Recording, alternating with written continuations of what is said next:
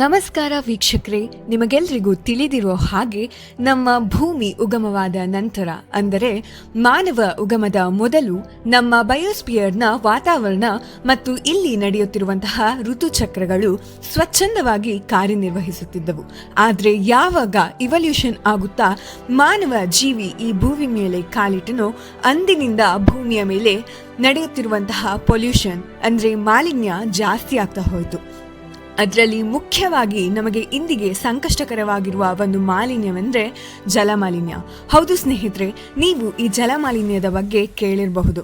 ಜಲಮಾಲಿನ್ಯ ವಿಶ್ವದಲ್ಲಿ ಇದುವರೆಗೆ ಅನೇಕ ಸಣ್ಣ ರೀತಿಯಲ್ಲಿ ಹಾಗೂ ದೊಡ್ಡ ರೀತಿಯಲ್ಲಿ ನಡೆದಿದೆ ಹಾಗೂ ಇಂದಿಗೂ ನಡೀತಾನೇ ಇದೆ. ನಾವು ಈ ವಿಡಿಯೋದಲ್ಲಿ ಇದುವರೆಗೆ ನಡೆದಿರುವಂತಹ 4 ಅತಿ ದೊಡ್ಡ ಭಯಾನಕ ಜಲಮಾಲಿನ್ಯ ದುರಂತದ ಬಗ್ಗೆ ಮಾಹಿತಿ ನೀಡುತ್ತೇವೆ. ಮೊದಲನೆಯದ್ದು ಎಕ್ಸಾನ್ ವಾಲ್ಡೇಸ್ ಆಯಿಲ್ ಸ್ಪಿಲ್. ಇದು ಮಾರ್ಚ್ 24, 1989 ಮಧ್ಯರಾತ್ರಿ 12 ಗಂಟೆ ಸರಿಸುಮಾರಿಗೆ ಈ ಘಟನೆ ನಡೆದಿರ್ತದೆ. ಇದು ಅಮೆರಿಕಾದ ಅಲಾಸ್ಕಾ ಪ್ರಾಂತ್ಯದ ಪ್ರಿನ್ಸ್ ವಿಲಿಯಂ ಸೌಂಡ್ಸ್ ಎನ್ನುವಂತಹ ಸಮುದ್ರದ ಒಂದು ಸ್ಥಳದಲ್ಲಿ ನಡೆದಿರ್ತದೆ.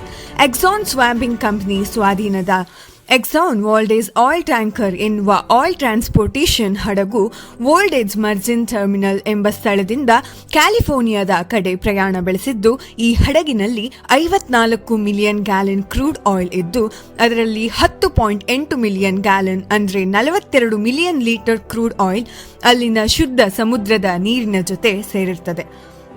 ಈ ಕ್ರೂಡ್ ಆಯಿಲ್ ಸಮುದ್ರದಲ್ಲಿ ಸುಮಾರು 1300 ಮೈಲ್ಸ್ ಅಂದರೆ 2092 ಕಿಲೋಮೀಟರ್ಗಳಷ್ಟು ದೂರ ಅಶುದ್ಧ ಮಾಡುತ್ತದೆ.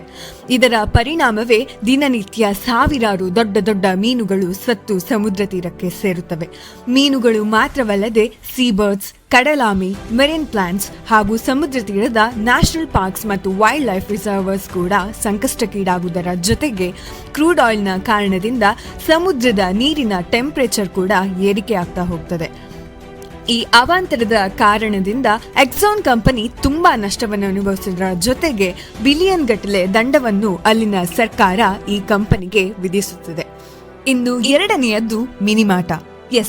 ಮಿನಿಮಾಟ ಅಂದ್ರೆ ಇದು ಜಪಾನಿನ ಮಿನಿಮಾಟ ನಗರದಲ್ಲಿ ಕಂಡುಬಂದಂತಹ ಒಂದು ಭಯಂಕರ ಕಾಯಿಲೆ.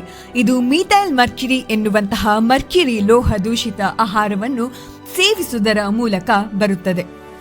ಈ ರೋಗ ಹೇಗೆ ಕಾಣಿಸಿಕೊಂಡಿತ್ತೆಂದರೆ, ಮಿನಿಮಾಟ ನಗರದ ಹತ್ತಿರದಲ್ಲೇ ಇದ್ದ ಚೀಸೋ ಎನ್ನುವಂತಹ ಕಂಪನಿ ಅಸಿಟಾಲ್ಡಿಹೈಡ್ ಹೈಡ್ರೋಲಿಸಿಸ್ ಆಫ್ ಎಸಿಟಲಿನ್ ಎನ್ನುವಂತಹ ಕೆಮಿಕಲ್ ಪ್ರೋಸೆಸ್ನಲ್ಲಿ ಮರ್ಕ್ಯುರಿಯನ್ನು ಕ್ಯಾಟಲಿಸ್ಟ್ ಆಗಿ ಉಪಯೋಗ ಮಾಡ್ತಿರ್ತಾರೆ.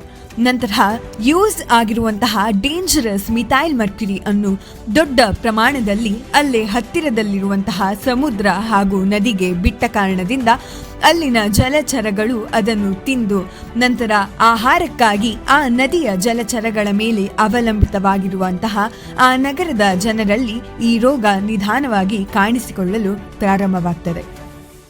ಮುಖ್ಯವಾಗಿ ಈ ರೋಗ ಸೆನ್ಸರಿ ಆರ್ಗನ್ಸ್ ಅಂದ್ರೆ ಕಣ್ಣು, ಕಿವಿ, ಮೂಗು, ನಾಲಿಗೆ ಮತ್ತು ಚರ್ಮದ ಮೇಲೆ ಗಂಭೀರವಾದಂತಹ ಪರಿಣಾಮವನ್ನು ಬೀರ್ತದೆ.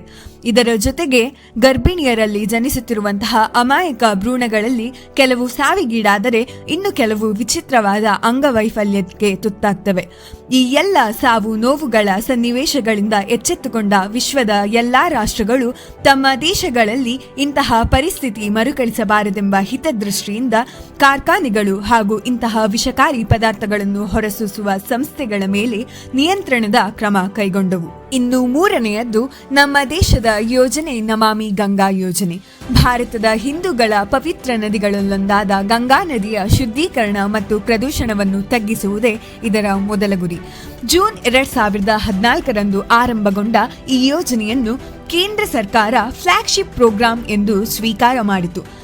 288 ಪ್ರಾಜೆಕ್ಟ್ಗಳನ್ನೊಳಗೊಂಡ ಈ ಯೋಜನೆಗೆ ಕೇಂದ್ರ ಸರ್ಕಾರದ 20,000 ಕೋಟಿ ಅನುದಾನದ ಜೊತೆಗೆ ವರ್ಲ್ಡ್ ಬ್ಯಾಂಕ್ ಕೂಡ ಹಣಕಾಸಿನ ನೆರವನ್ನು ನೀಡಿತು. ಇಂದಿಗೂ ಕೂಡ ಈ ಯೋಜನೆ ಕಾರ್ಯರೂಪದಲ್ಲಿದೆ. ಇನ್ನು 4ನೆಯದ್ದು ಪೆಸಿಫಿಕ್ ಗ್ರೇ ಗಾರ್ಬೇಜ್ ಪ್ಯಾಚ್. ಇದನ್ನು ಗ್ರೇಟ್ ಪೆಸಿಫಿಕ್ ಗಾರ್ಬೇಜ್ ಎಂದು ಕೂಡ ಕರೆಯುತ್ತಾರೆ.